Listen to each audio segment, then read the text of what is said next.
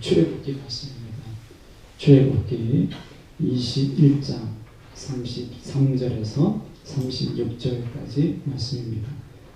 구약성경 출애굽기 21장 33절에서 36절까지 말씀.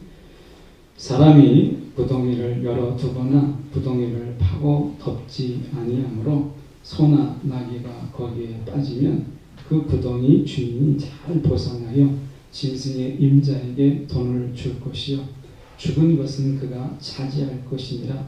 이 사람의 소가 저 사람의 소를 받아 죽이면 살아있는 소를 팔아 그 값을 반으로 나누고 또한 죽은 것도 반으로 나누려니와 그 소가 본래 받는 버릇이 있는 줄을 알고도 그 임자가 단속하지 아니하였으면 그는 소를 갚을 것이요 죽은 것은 그가 차지할 것이니라.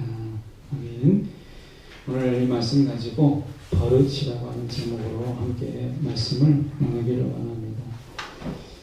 사람이 살면서 이 버릇이라고 하는 거, 3살 버릇이 8까지 간다 이런 말이 있잖아요. 3살 버릇이 8까지 간다.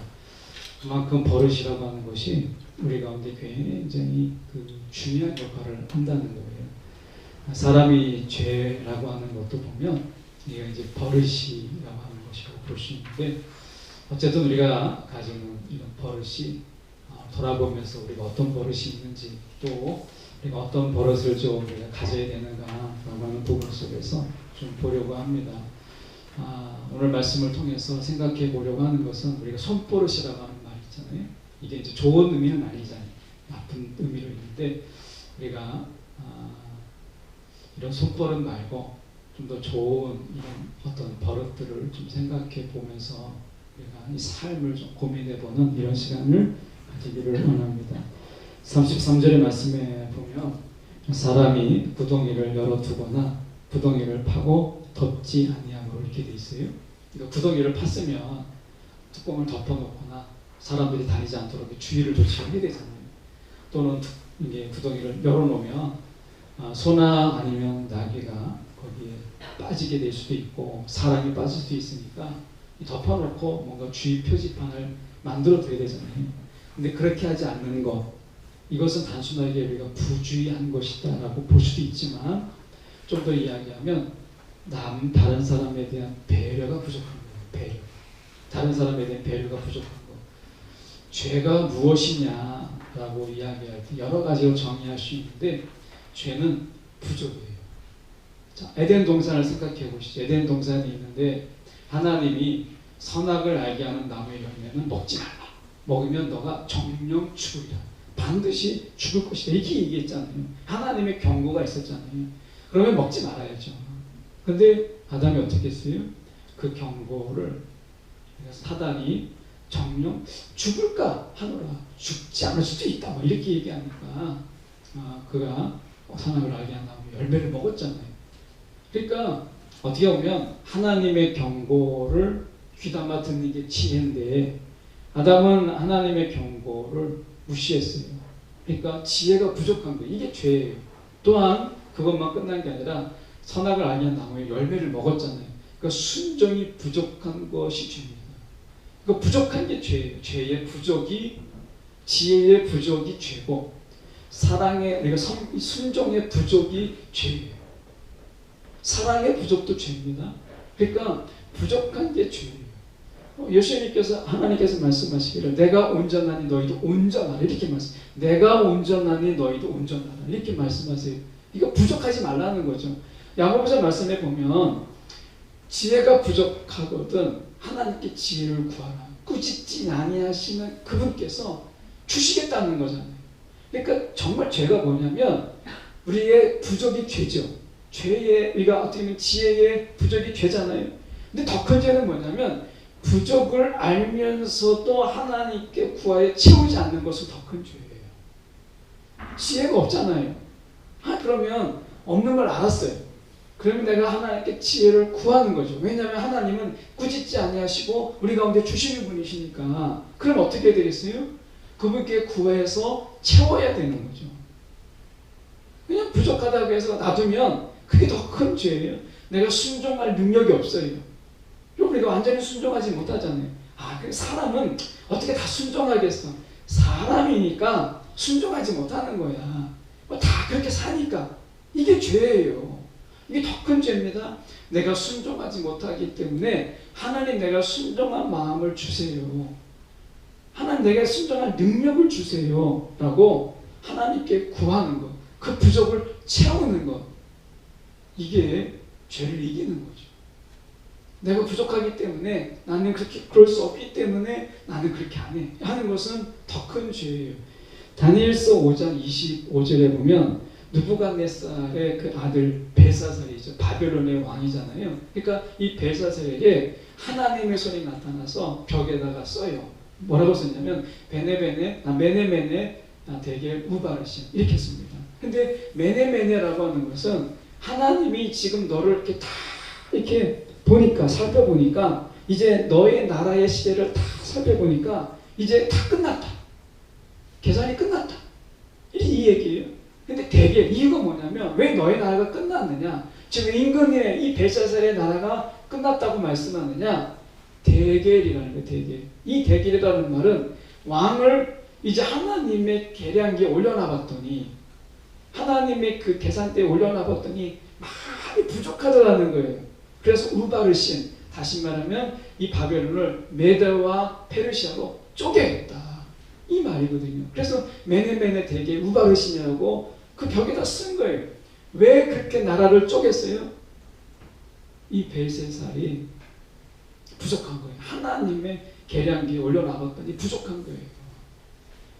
오늘 우리가 하나님 앞에서 우리의 믿음과 우리의 신앙, 또 우리의 삶을 하나님 앞에 다 올려놔봤을 때 어떠실 것 같으세요? 저는 정말 많이 부족한, 여러분은 모르겠는데 저도 볼 때는 정말 많이 부족해요. 부족하기 때문에 하나님을 구하고 하나님을 찾을 수밖에 없는 거예요. 하나님은 우리의 부족함을 아시기 때문에 그냥 부족함으로 머무는 게 원치 않으세요. 우리가 샬롬이라는 말을 많이 쓰잖아요. 샬롬. 이 샬롬이라는 말이 뭐냐면, 우리가 그냥 빈수레 같아요. 그냥 텅 비어 있는 거예요. 우리가 이제 지금은 냉온수비를 먹지 않고 거기 이제 청소하는 게 쉽지 않더라고요. 정기적으로 하는데, 그게 이제 안 하면, 깜빡 안 하면 그 안에 곰팡이가 생기고 해서 지금 이제 생수로 먹잖아요. 생수를 먹고 나면 이제 페트병이 다 비어 있어요. 그 페트병에 이제 물을 다 부을 때 수도꼭지를 통해서 물을 비울 수 있지만, 물이 가득한 이런 우리가 냇가나 이런 곳에 텅텅 담가놓으면 물이 꽉 찹니다. 하나님이 원하시는 것은 우리가 그분 안에 거해서 그분 안에 거함을 통해서 채워지기를 원하는 거예요. 채울 수 있는데 채우지 않는 게 더 악한 죄입니다. 그래서 여러분, 하나님께서는 얼든지 우리가 채우려고 하면 채워줄 수 있는 분이세요. 근데 문제가 뭐냐면, 여러분, 우리가 그럴 마음이 없다는 거예요. 우리가 보면 애굽이 10가지 재앙, 10가지라는 것은 정말 대단한 거거든요. 하나님 10가지 재앙을 통해서 바로에게 재앙을 내리고 애굽에서 이제 나오게 하셨잖아요. 근데 바로는요, 어떤 자였어요? 어떤 나쁜 버릇이 있었냐면 계속해서 강팍해졌어요. 마음이 완악해졌어요. 여러분, 사람이 강팍해지는 것도 이게 여러분, 이거 버릇이에요. 자꾸 하나님 앞에서 내가 하나님을 거절하고 하나님을 반역하고 하는데 그 마음이 점점 완악해지는 거예요. 강팍해지는 거예요. 여러분, 이거 우리가 버릇입니다. 그래서 우리가 하나님 앞에서 우리가 좀 더 우리의 이 버릇을 우리가 볼 필요가 있는데, 말씀에 우리가 보면 이렇게 되어 있습니다. 보면 34절에 보면 그 구덩이 주인이 잘 보상하여 이렇게 되어 있어요. 보상이 나오잖아요. 어떤 죄는 우리가 보상할 수 있어요. 어떤 사고 같은 경우. 제가 몇 년 전에 이제 사고 난 중에 이렇게 연탄 배달 오다가 신호대기 딱 하고 있는데 뒤에 있는 차가 빨리 건너가려고 저를 못 보고 신호등만 높이 달려 있으니까 신호등만 보고 막 달려오다가 제 차를 뒤에서 추돌했잖아요. 그래서 그때 처음 이제 MRI도 찍어보고 이제 병원도 이렇게 가보고 했는데, 처음 그 운전자가 처음에만 왔어요. 찾아와서 괜찮냐 이렇게 하고 그 다음부터는 그분의 얼굴을 한 번도 본 적이 없어요. 그냥 다 보험 처리한 거예요. 지금은 그래도 되는 세상이지만 만약에 과실치사가 일어났다 그러면 어떻게 돼요? 그걸 안 끝나잖아요. 그 보상이라는 거예요. 우리가 하나님 우리를 자녀 삼으실 때가 언제일까요? 하나님 자녀 삼으신 때가 우리가 예수 믿고 그리고 내가 구원받고 그리고 나서 죄를 회개하고 깨끗해진 다음에 야 이제 너는 내 아들이야 넌 내 딸이야 이렇게 하셨을까요? 하나님이 우리를 언제 부르셨을까요? 우리가 자녀를 내 자녀다라고 한 때가 언제예요? 뱃속에 있을 때부터죠. 태중에 있을 때부터. 그러니까 우리가 하나님이 우리를 자녀 삼으실 때가 언제냐?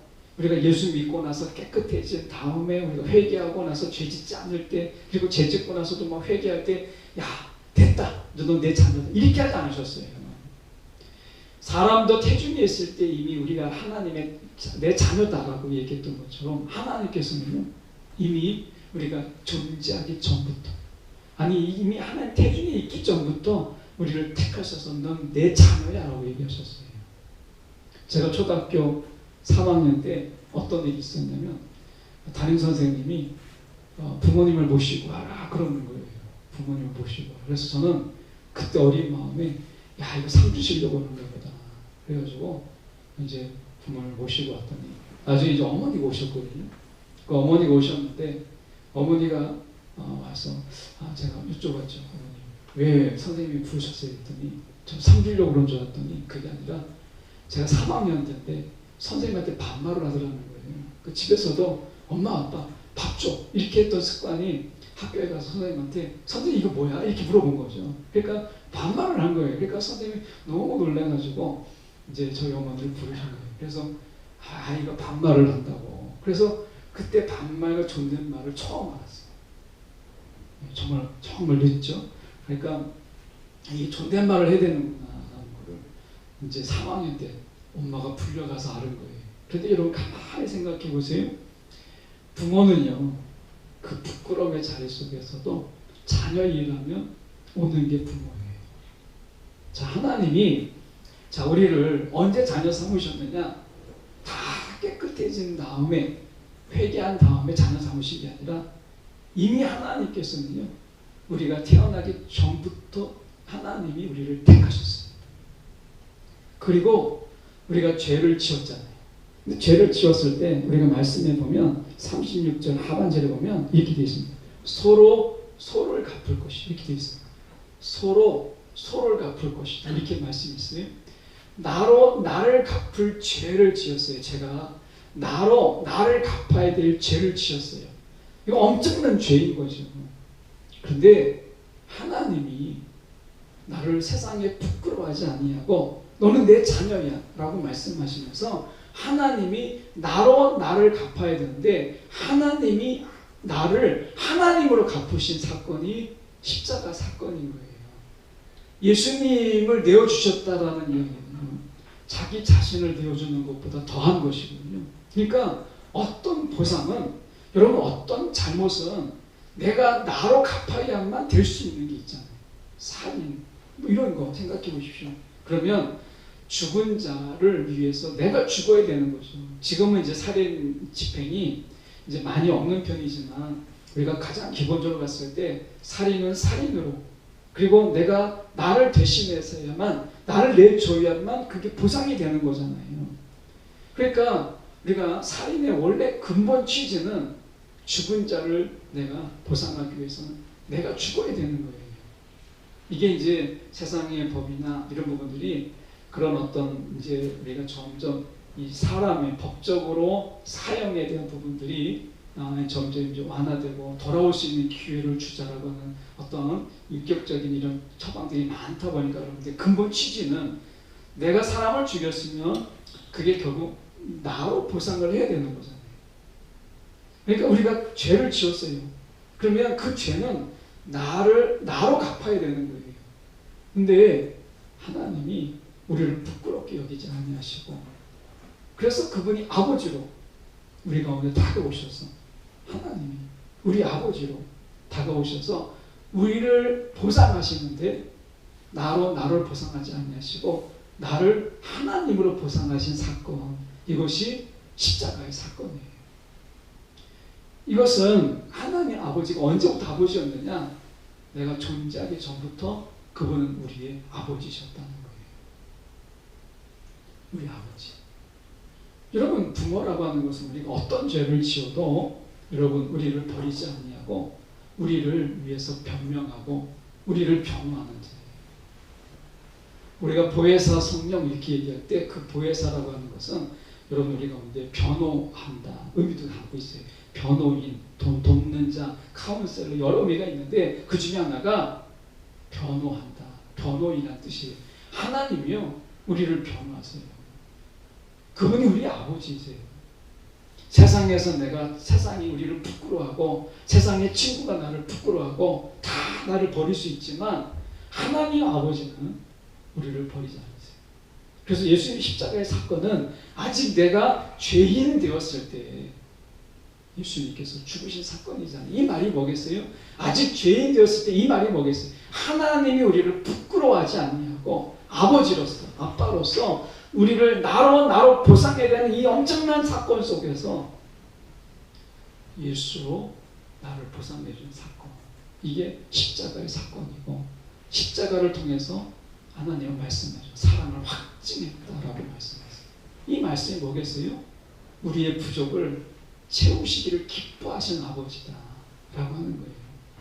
우리가 살면서 여러분 우리가 많이 부족하잖아요. 그런데 여러분 부모는 그 부족을 채워주기를 원하고 우리가 그 부족을 채워주는 것을 기쁨으로 여겨요. 어떤 목사님이 그런 이야기를 했어요. 행복은 내 안에 있지 않다. 다른 사람 안에 있다. 이렇게 얘기하더라고요. 그래서 이게 무슨 말씀인가 했어요. 근데 좀 읽어보니까 이런 내용이더라고요. 행복은 내 안에 있지 않다는 거예요. 다른 사람 안에 있다. 그래서 내가 다른 사람을 막 행복하게 하면 그것으로 행복해요. 그게 가족이잖아요. 내 남편을 막 행복하게 해요. 그럼 내가 행복한 거예요. 내가 자녀를 막 행복하게 해요. 그럼 내가 행복한 거예요. 그래서 행복은 내 안에 있지 않고 행복은 다른 사람 안에 있다. 내 행복이 다른 사람 안에 있다는 거예요. 하나님을 가만히 보면 그렇지 않아요? 하나님의 행복을 우리 가운데 두셨어요. 하나님은요 우리 없이도 행복 그 자체이신 분이세요. 그런데 하나님이 스스로 어떻게 하셨어요? 우리 행복을, 자기 안에 있는 행복을 우리 가운데 두셨어요. 그래서 우리가 행복하면 하나님이 행복하고 우리가 기쁘면 하나님이 기쁜 관계로 우리를 부르신 거예요. 우리도 마찬가지잖아요. 가정이라는 게 그거 아니겠어요? 가정 안에서 내가 먹고 싶은 건 내가 혼자 다 먹고 내가 맛있는 걸 숨겨놨다가 내가 다 먹고 여러분 그러면 행복합니까? 아니잖아요. 내가 다른 사람의 막 가족이 먹는 거예요. 그럼 더 막 우리가 얼마나 좋습니까? 이 사람의 관계가요. 참 제가 속이 얼마나 좁은가 들어보세요. 한 번은 여기 조카들이 왔어요. 조카들이 왔는데 이제 밥을 먹잖아요. 먹는데 정말 오랜만에 다 모였다고 정말 맛있는 걸 주문을 했단 말이죠. 그런데 우리 애들은 좀 그날 입이 좀 짧아서 그런지 그 비싼 걸 사는데 막 깨작깨작 하는 거예요. 근데 막 조카들은 얼마나 막 배불리 맛있게 막 먹는지 그게 아깝더라고요. 야, 그만 좀 먹어라 제발 뭐 이렇게 하는데 우리 애들을 보고는 더 먹으라고 하고 걔들 보고는 좀 덜 먹으라고 하는데도 말 안 들어요. 얼마나 잘 먹는지. 근데 얼마나 그게 아까운지. 근데 자녀는 안 그렇잖아요. 내가 먹을 게 없어도 자녀가 먹는 것은 내가 배부른 거예요. 하나님이 그러세요. 십자가 사건이라는 게 뭐냐? 우리가 하나님의 자녀로서 내가 잘 되면 하나님이 기쁜 거예요. 내가 행복하면 하나님이 행복한 거예요. 그렇게 하시기로 하신 사건이 십자가다. 그걸 확증한 거예요. 그러니 여러분이 각자가 우리 한 사람 한 사람이 행복하십시오. 그러면 하나님이 행복하십니다. 우리가 기쁨으로 살면 하나님이 기뻐하십니다. 여기 부모님들도 계시잖아요. 여러분 부모의 기쁨이라는 게 뭐겠어요? 다른 거 없잖아요. 그냥 자녀가 잘 되면 자녀의 행복이 내 행복이고 자녀의 기쁨이 내 기쁨 아니겠어요? 여러분 하나님은 행복을 우리 안에 두시지 않으셨어요. 다른 사람 안에 두셨어요. 그 사람의 행복을 통해서 내가 행복해지게 하셨다. 하나님이 그렇게 하셨으니까. 그래서 하나님도 하나님의 행복을, 사람을 왜 만드셨어요? 우리를 종처럼 부리기 위해서? 손발이 부족해서? 아니면 우리를 재미갖고 놀기 위해서? 실험하기 위해서 그런 거 아니잖아요. 또 내가 연단을 줄 테니까 언제까지 버티는가? 사람이 연단을 주면 언제까지 버틸 수 있는가? 40일을 버틸 수 있나? 50일을 버틸 수 있나? 이렇게 하기 위해서 하는 게 아니잖아요. 하나님이 사람을 만드신 것은 사랑 때문에 지으셨다고 이야기하잖아요. 사랑 때문에. 여러분, 하나님이 사람을 지은 것은 사랑 때문에 지었다. 다시 말하면 하나님이 행복을 우리 가운데 두시기 위해서 지으셨다는 말이잖아요. 여러분, 행복하십시오. 하나님이 행복하십시오. 여러분, 기뻐하십시오. 하나님이 기뻐하십시오. 하나님이 이렇게 하시기 위해서 십자가에서 사랑을 확증하셨어요. 이게 보상이에요. 보상. 어려움이 있을 때만 변하고 하는 게 아니잖아요. 이 보상이라는 것은 하나님이 우리의 기쁨 속에서 그분이 기뻐한다는 거죠. 하나님이 이렇게 나를 갚아야 되는 이 순간에 하나님은 나를 대신해서 하나님을 대신 하나님이 갚으신 거예요. 이게 엄청난 보상이 십자가의 사건이에요. 그런데 우리가 보면 우리가 그럼에도 불구하고 우리 가운데 36절에 보면 이렇게 되어 있어요. 그 소가 본래 받는 버릇이 있는 줄을 알고도 이렇게 되어 있어요. 이 소가 머리를 이렇게 받는다는 것인데 우리가 황소 이렇게 생각하면 누렁소 있죠. 시골에서 누렁소 옛날에 시골 내려가면 이게 이제 할머니가 그때 계실 때 이렇게 가면은 이제 저보고 소를 이렇게 끌고 오라는 거예요. 소가 얼마나 큰지 제가 어린 나이에 정말 어릴 때 소가 얼마나 큽니까? 근데 소를 저보고 데려오라는 거예요. 소가 얼마나 무서워요. 근데 이 소가 얼마나 웃긴지 줄을 가지고 끌면 소가 저를 따라와요. 소가 막 도망가면 제가 어떻게 잡을 수 있었겠어요? 근데 어린애가 가든 큰 사람이 가든 줄을 잡고 이리야 하면은 소가 이렇게 끌려옵니다. 근데 이런 소가 아니에요. 여기서 말하는 소가 본래 받는 버릇이 있다라고 하는 것은 이것은 언어적으로 뿔이 있는 소예요. 이 소는. 그러니까 뿔이 있으니까 소가 뿔이 나면 간지럽거든요. 막 가려우니까 아무 데나 막 들이받는 거죠. 그러니까 이 뿔을 가지고 들이받으니까 얼마나 위험합니까? 그래서 이 소가 원래 들이받는 버릇이 있는 것을 아는데 이걸 이야기하는 거예요. 고린도전서 15장 33절의 말씀에 보면 이렇게 말씀합니다. 속지 마십시오. 나쁜 동무가 좋은 습성을 망칩니다. 이렇게 돼 있어요. 여러분, 우리가 죄는 버릇이거든요. 죄는 버릇이에요. 그래서 에베소서 4장 22절에 보면 너희는 유혹의 욕심을 따라 썩어져가는 구습을 따르는 옛사람을 벗어버리고 이렇게 돼 있어요. 그러니까 욕심을 따라 썩어져가는 구습, 이게 죄예요. 그러니까 죄는 버릇인 거죠. 그런데 우리가 영적으로 좋은 버릇을 가져야 되잖아요. 좋은 버릇, 좋은 습관. 예수님께서도 좋은 습관을 가지고 계셨죠. 누가복음 22장 39절에 보면 예수께서 나가서 습관을 따라 이렇게 돼요. 습관을 따라. 예수님께서는요, 이 기도하러 가실 때 습관을 따라서 기도하셨다고 얘기했어요. 사람이요, 이 습관을 따라 하는 게 중요하냐면, 왜 중요하냐면 기도해야지 이렇게 생각하면요, 그 다음에는 사단이 딱 생각을 던져요. 좀 더 자, 뭐 기도한다고 달라지니? 너까지 이렇게 기도한다고 뭐가 변해? 이 천차만별을 막 온갖 생각들을 집어넣는, 내가 기도해야지라고 마음먹으면 그 순간부터 사단이 온갖 생각을 집어던져요. 그러니까 야, 네 사는 꼬라지가 그런데 하나님이 기도한다고 들어주겠어? 나가도 안 들어주겠다부터 시작해가지고 좀 더 자, 기도한다고 달라지니? 뭐가 변하니? 네 입만 아프지 그냥 누워서 자, 이렇게 생각이 드는 거죠. 그러니까 생각하면 늦습니다. 말씀만 봐도 그러지 않아요? 말씀을 좀 봐야지 하면 벌써 늦어요. 왜냐?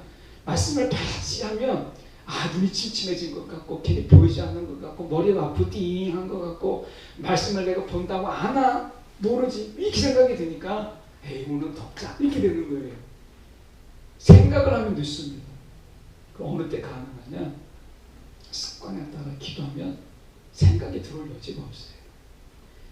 습관에 따라서 말씀을 펴고 습관에 따라 내가 기도하는 거예요. 그러면 생각을 이깁니다. 습관은요, 생각을 이겨요.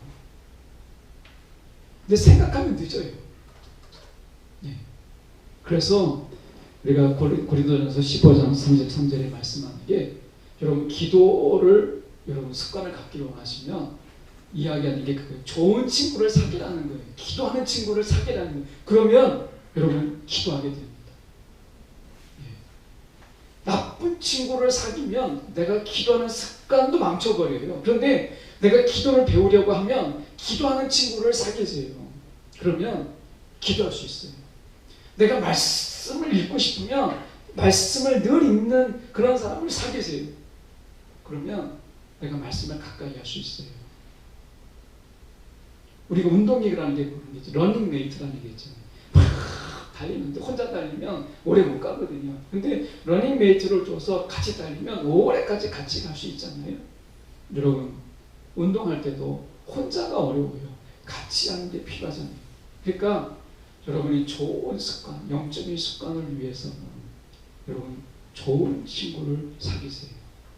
그러면 우리 가운데 그런 습관들을 금방 익힐 수 있어요.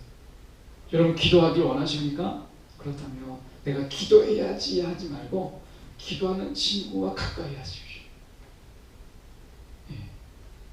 예. 찬양이 그렇더라고요. 저도 대학 때 이렇게 이제 CCC 들어가서 이제 예수님 만나고 찬양을 하는데, 찬양을 하니까 하나도 모르죠. 그런데 제 옆에 늘 기타치며 찬양하는 선배가 있었어요. 저를 이렇게 많이 아끼고 해서 그분 때문에 찬양도 많이 듣고 막 하게 되니까, 그래서 이제 주섬주섬 알게 된 거죠.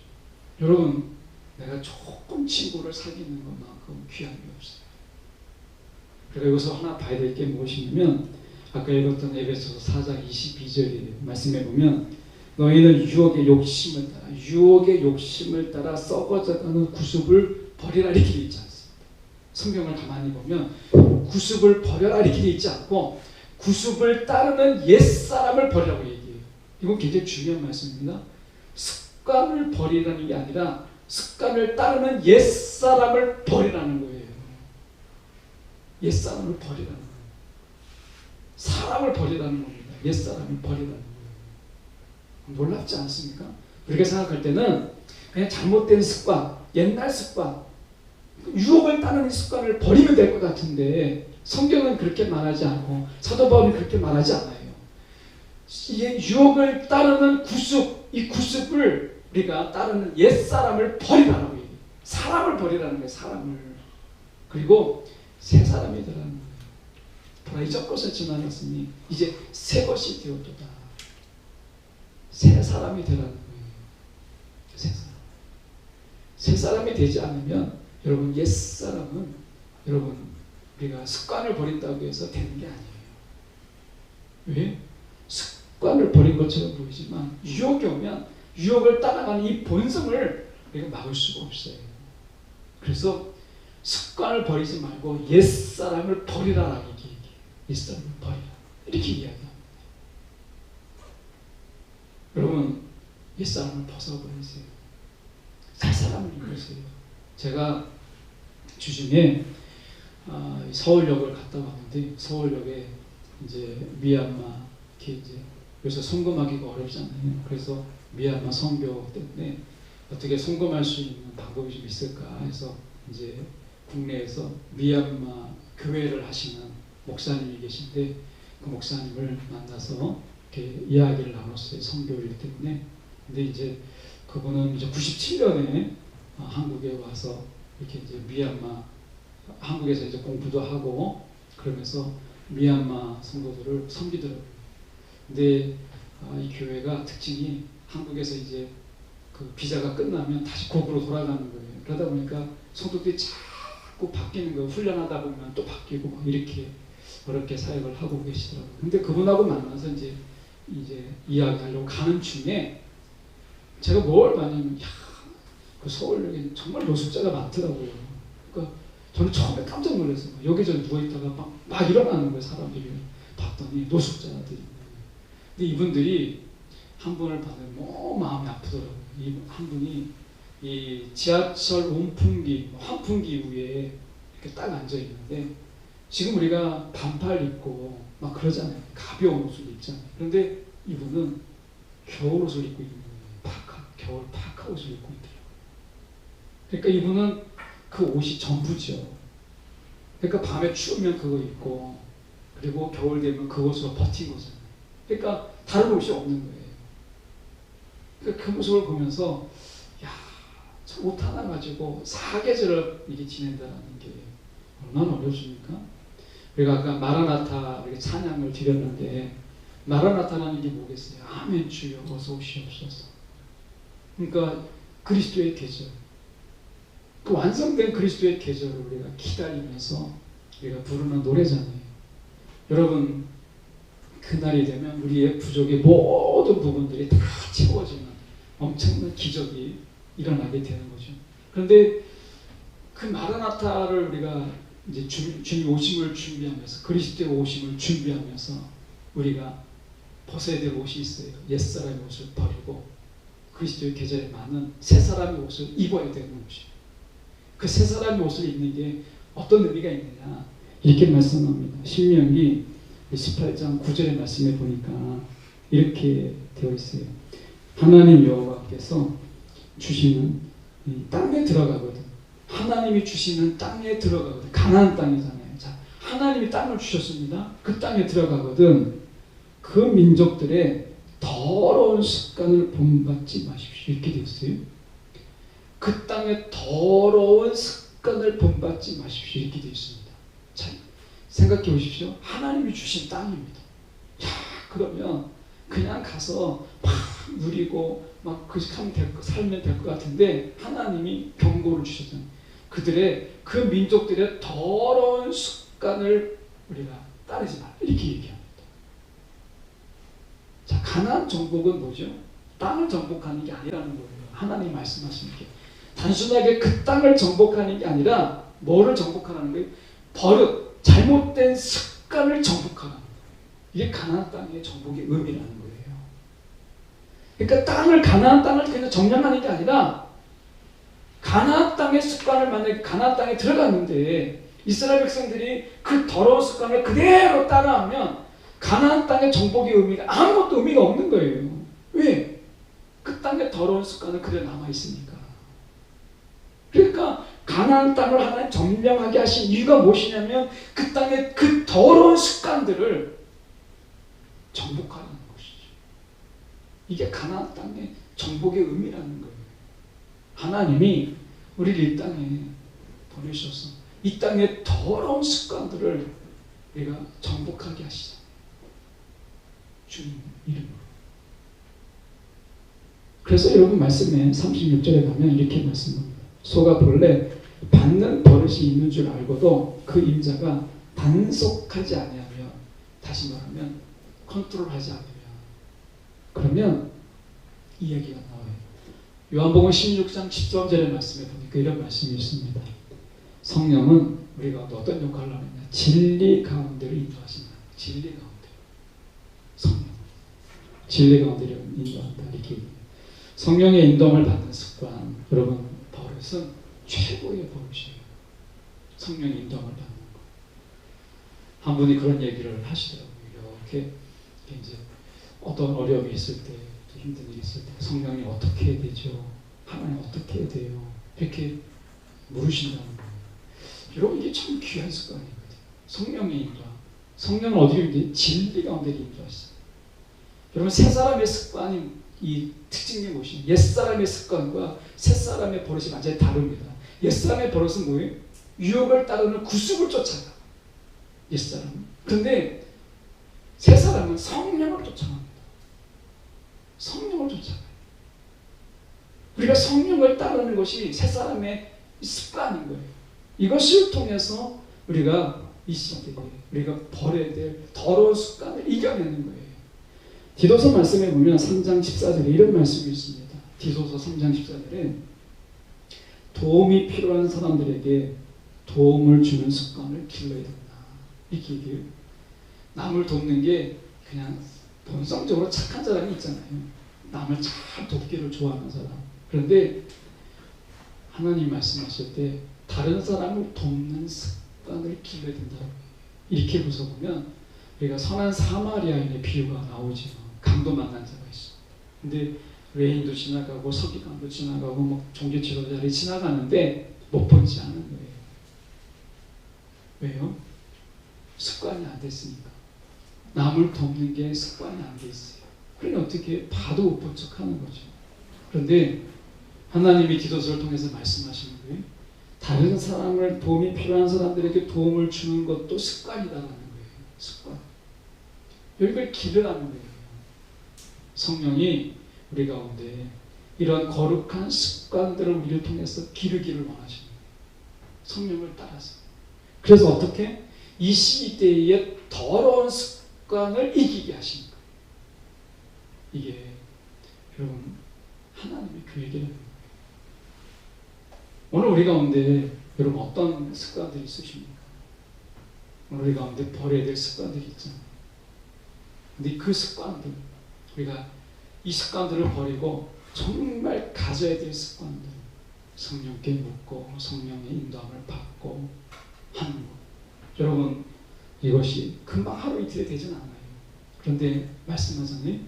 안 된다고 포기하는 거, 여러분 이것보다 안 되지만 내가 정말 하나님께 도움을 받고 구하려고 하는 것, 이게 더 중요하다는 거예요. 말씀 속에서 돌아가서 우리가 보시면 이렇게 말씀합니다. 보시면 우리가 오늘 말씀 속에서 저는 이 36절의 말씀 다시 돌아가서 보시면 그 소가 본래 받는 버릇이 있는 줄 알고도 이렇게 되어 있어요. 우리가 어떤 버릇이 있는 줄 알고서도, 우리가 어떤 나쁜 습관이 있는 줄 알면서도 여러분 하나님의 단속을 받지 않는 것은 여기 약한 거예요. 그래서 우리는 자꾸 이 습관들을 우리가 벗어 던지는 게 필요한 거예요. 근데 습관을 버리지 말고 뭐라고 얘기했어요? 아까 옛사람을 벗어버리라. 옛사람을 벗어버리라. 이렇게 말씀하시죠. 여러분 새사람이 되십시오. 성령의 인도함을 받는 새사람이 되십시오. 그래야 여러분 구속을 벗을 수가 있다. 습관을 버리지 말고 옛사람을 버리라고 말씀하시죠. 오늘 우리가 말씀 속에서 우리가 하나만 더 보고 제가 마치려고 하는 것은 오늘 본문 속에서 우리가 이렇게 말씀합니다. 우리가 34절에 보면 이렇게 말씀하죠. 그 구덩이 주인이 잘 보상하여 짐승의 인자에게 돈을 줄 것이요 죽은 것은 그가 차지할 것이니라. 이렇게 되어 있어요. 여러분 우리가 죽은 것, 우리가 정말 이 죽은 것에 매이지 않고 우리는 살아있는 자들이죠. 살아있는. 오늘 우리가 정말 죽음의 길을 가는 게 아니라 살아있는 길을 가는 것이잖아요. 그 옛사람, 내가 죽었다. 난 십자가에서 내가 죽었다. 예수 그리스도와 함께 십자가에 내가 죽었다. 라고 하는 게 뭐겠어요? 그것은 옛사람을 내가 벗어버렸다. 라는 거죠. 내가 우리 이런 얘기 참 많이 합니다. 그냥 내비둬. 지금까지 살아왔는데 그냥 내가 이대로 살게 내비둬. 라고 하는 것은요. 신앙적으로 볼 때는 굉장히 무책임한 거예요. 예. 그래서 다른 사람이 다른 사람을 사람을 바꿀 수는 없어요. 사람이 사람을 바꾸지 못해요.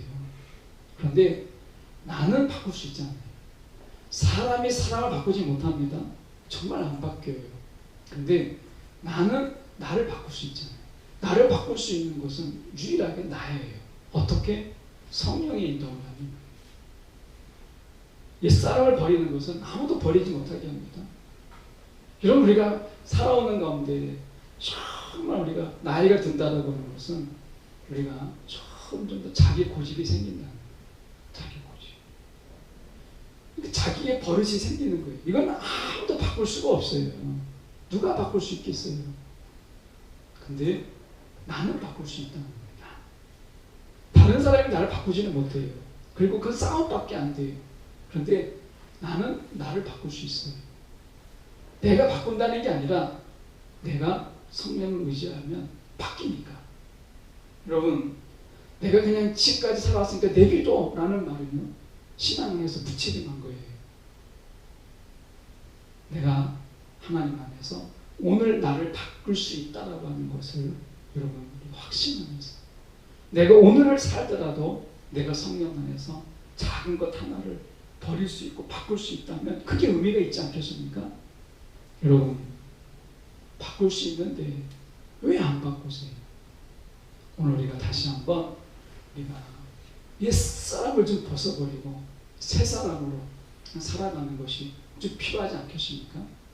저 여러분이 좀 그렇게 성령의 인도함을 좀 받는 그런 삶. 성령은 지금 우리 가운데 늘 함께 하셔서 새 사람으로 우리를 인도해 주시기 위해서 늘 기다리시잖아요. 여러분, 성령을 귀찮게 하세요. 성령을 자꾸 귀찮게 하세요.